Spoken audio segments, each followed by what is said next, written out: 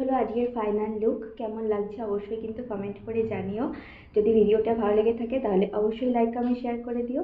আর যদি আমার পেজটা ভালো লেগে থাকে তাহলে কিন্তু অবশ্যই ফলো করে দিও। তোমাদের সাথে আবারও দেখা হবে নতুন কোনো ভিডিওর সাথে। ততক্ষণের জন্য চলো টাটা বাই।